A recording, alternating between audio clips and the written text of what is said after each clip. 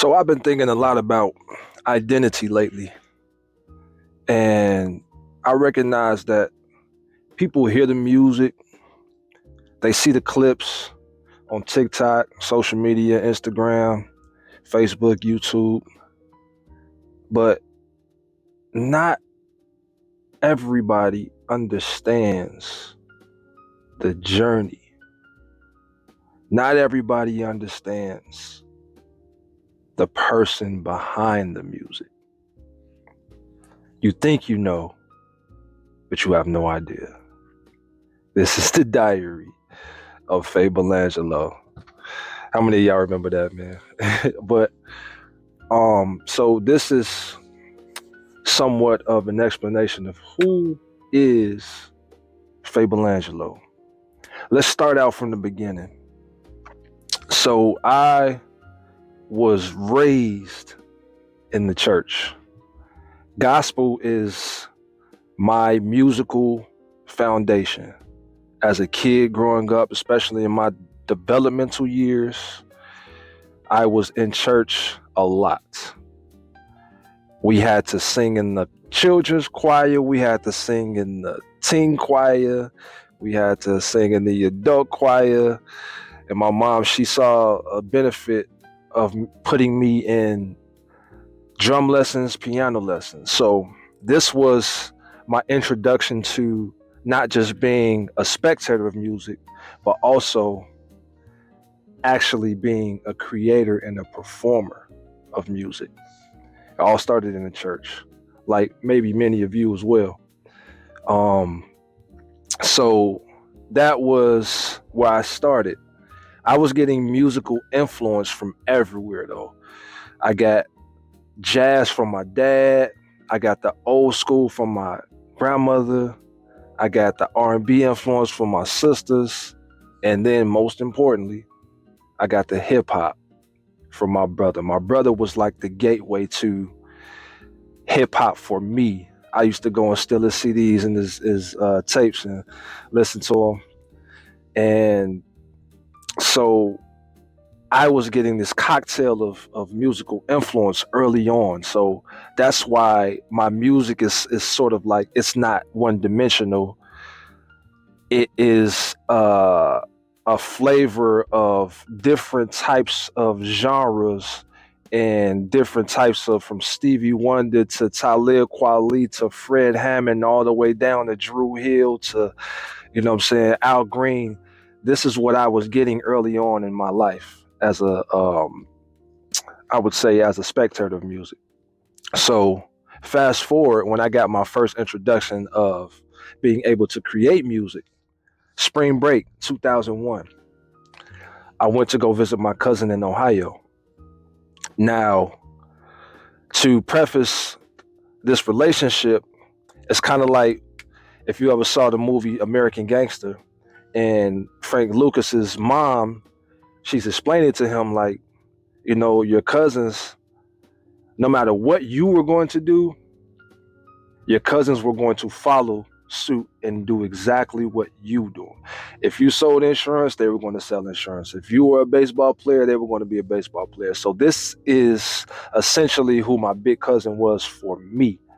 So anything that he was going to be doing, I was going to be doing. If he was a gangbanging or drug dealer, I was going to follow in that. Thankfully, it didn't go that route. I walked into his room. We went out to Ohio to visit him. I walked into his room and I'm listening to, music. He was listening to music and I was just overhearing. And I asked him, I was like, man, who is that? He was like, man, that's me and my homies. Now, at that time, the only voices that you heard on the radio were the big names, the celebrities, the Jay-Z's, the DMX's, the Eminem, you know what I'm saying? You never really got exposed to hearing somebody you can actually go and talk to. So in that moment, it was mind-blowing. I didn't understand it, but I was totally like engulfed in the idea of, wow, this is possible. Cuz show me. Ever since then, I was hooked. He took me to my first studio session. told me how to write 16 bars.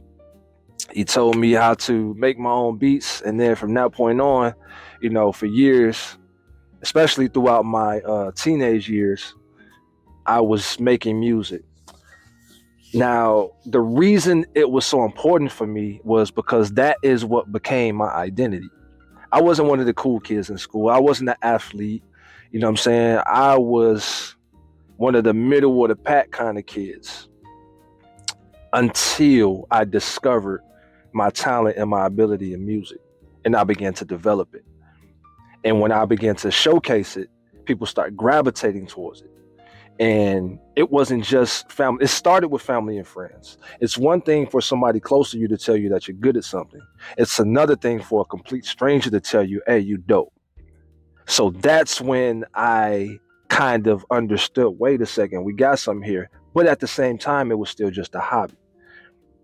So I'm on and off, just having fun making music.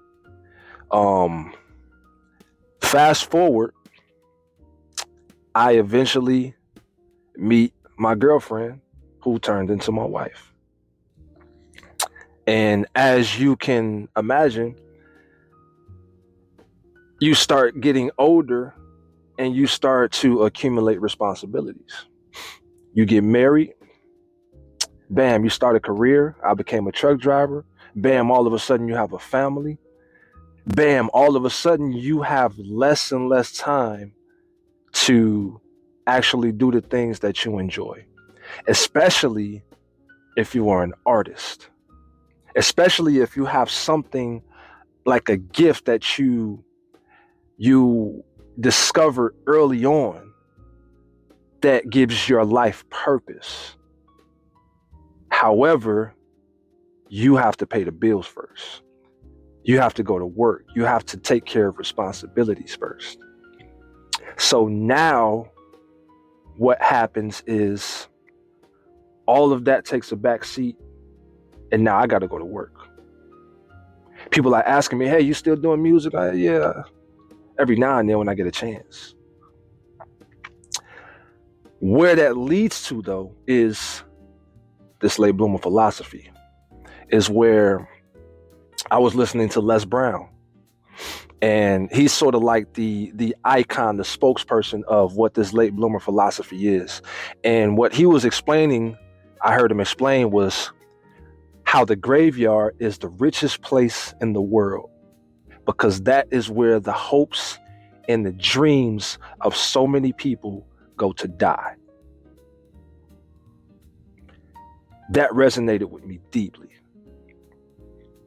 because if someone asks me, why do you want to make music again? Why are you so enamored with this vision of, becoming an artist and putting your gift out to the world?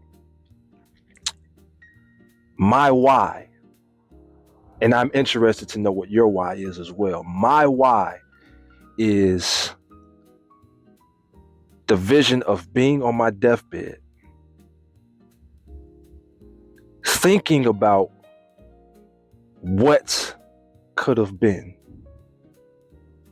but now it's too late. That scares the piss out of me. And this is why I still pursue what I pursue today. This is what pulled me back, because I could have easily said, you know what, that music stuff is just a dream, especially being older now.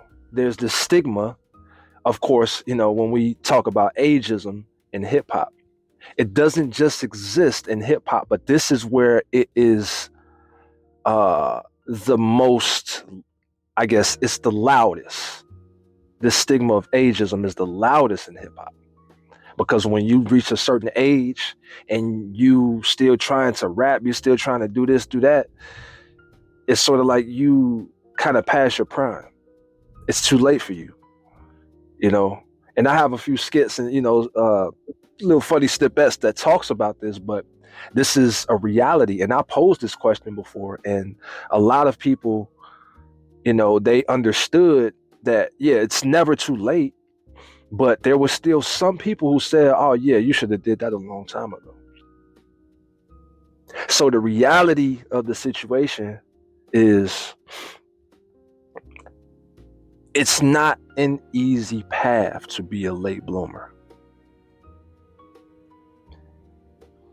The doubt and all of the thoughts in your head that only existed in your head, when you start to put yourself out there now, these doubts and these negative thoughts are now manifesting through other people's comments. And now these voices and these doubts in your head are getting louder and louder.